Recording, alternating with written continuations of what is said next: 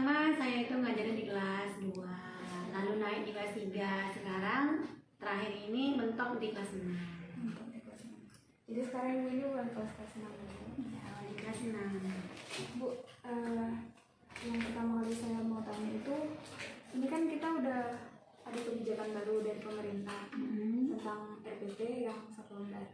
Itu gimana Bu? Ibu udah pakai yang 1 lembar atau masih yang lain? Kalau kebijakan pemerintah menurut Dispenjar menggunakan RPP lama atau baru sebenarnya sama saya sama saja. Cuman karena kita adalah guru pemerintahan, kita harus mengikuti apa yang jadi peraturan. Ya, alhamdulillah saya sudah memakai RPP yang baru yang 1 lembar itu. Kalau menurut keefisienannya, kalau RPP yang baru kan 1 lembar itu lebih efisien karena dia tidak memakan banyak materi-materi di situ. Dia tercantum dalam satu kupasan yang dimana 1 lembar itu sudah mencakup pembelajaran materi dan evaluasinya.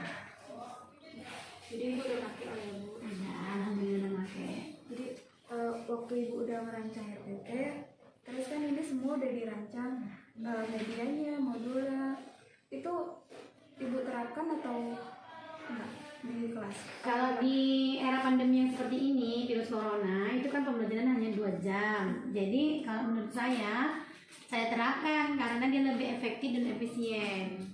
Lebih banyak waktu lagi itu kan, dengan waktu yang sedikit itu RPP 1 lembar memang menuntaskan pembelajarannya. Jadi cukup membantu. Iya, cukup membantu lah RPP 1 lembar. Biasanya kalau Ibu ngajar kan, Ibu pakai metode apa? Dari mulai kelas 2 ke kelas 6? Ya, metode yang saya gunakan banyak, ada contextual learning, ada explorer, ada tanya jawab, inquiry, atau problem solving dan sebagainya lah, ada ceramah, dan diakhiri dengan evaluasi atau refleksi. Kenapa anak murid itu mendapatkan nilai segitu, mendapatkan nilai seperti itu? Jadi apa yang kita buat untuk memperbaiki nilai-nilai tersebut? Kalau Ibu lagi ngajar gitu, ada nggak kendala tertentu gitu buat menyampaikan apa yang materi kita sampaikan? Kendala itu tidak dipungkiri ya, namanya kita menghadapi makhluk hidup, benda yang bergerak, otomatis ada masalah-masalah yang kita temukan. Cuman kan di dalam kendala itu kita sudah mempunyai permasalahan. Sebelum kita membuat pembelajaran, kita kan sudah merancangnya dalam bentuk RPP. Pada saat anak menghadapi kendala atau masalah, guru harus bijak bagaimana menghadapinya dengan metode yang pas untuk menghadapi masalah tersebut. Biasanya kan Bu, kalau lagi ada kendala atau kita nyari perhatian sesuatu, kita kan pakai media. Ibu bisa ngasih tahu nggak satu aja media apa yang sering Ibu gunakan? Saya sering menggunakannya, contoh anak yang menghadapi anak kinestetik yang selalu bergerak ke sana kemari, tak pernah diam dalam kelasnya. Itu saya pergunakan, saya beri materi dia khusus. Contoh, namanya ada suatu kamu yang anak yang saya panggil gitu kan, anak itu saya dudukkan tempat yang khusus, itu dikasih pembelajaran metode menyambung sebuah kata dengan cara potongan-potongan kertas. Sambunglah ayat tersebut menjadi surat yang benar. Sambungkan, nanti Ibu koreksi dalam waktu 5 menit.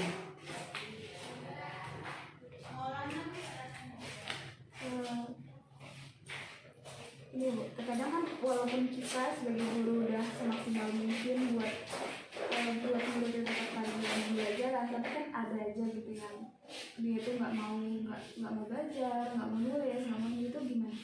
Kita harus memotivasinya, memberikan dia arahan. Sebenarnya kamu tujuannya apa ke sekolah? Dengan dia tahu motivasi, dengan dia tahu maksud dan tujuan dia sekolah, insya Allah anak itu pasti akan mau belajar dengan baik. Jadi kita motivasi anak itu, kita beri gambaran, kita ajaklah mereka dengan lemah lembut. Ya, mudah-mudahan kendala itu akan terselesaikan. Terakhir Bu, untuk masalah pandemi kayak gini, itu tanggapan Ibu gimana? Seharusnya kita itu gimana gitu kalau biar anaknya dapat materinya, kita pun gurunya nggak terlalu capek karena ngulang-ngulang. Kalau masalah pandemi, saya rasa udah ada solusinya. Kita kan sudah dibuat oleh pemerintah ada 2 pilihan.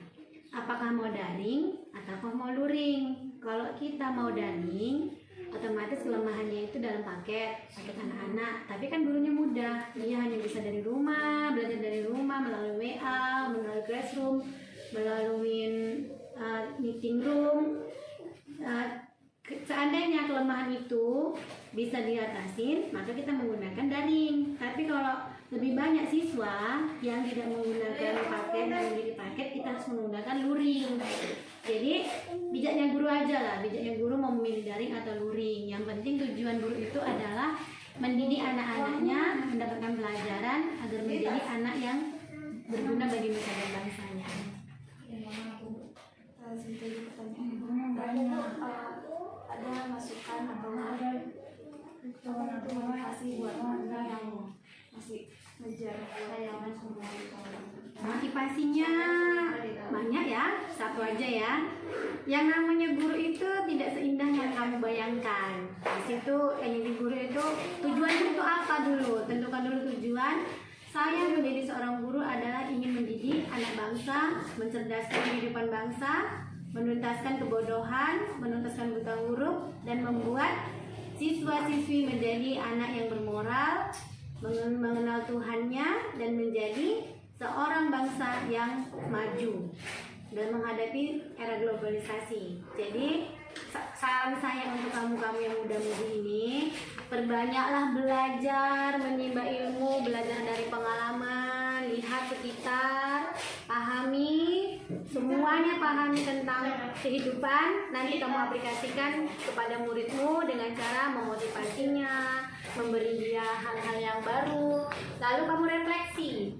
Setelah kamu pelajari semua itu, kamu refleksikan. Oh, refleksi, ini masih kurang, direfleksikan. Ini masih kurang, direfleksikan. Baru carilah kenapa bisa seperti itu. Cari solusinya, selesaikan masalah dengan bijaksana.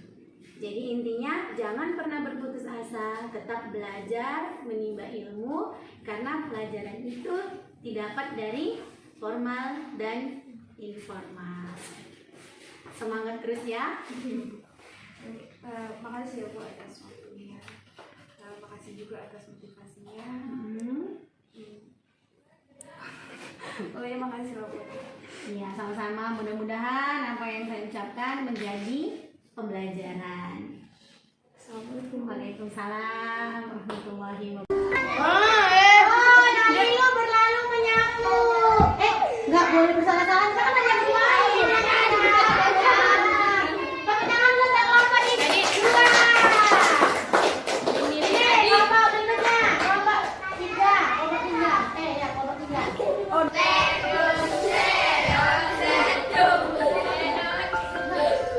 Mau ulangi? Nggak semangat kalau nggak boleh. Yang mulai 1, 2, 3 ya.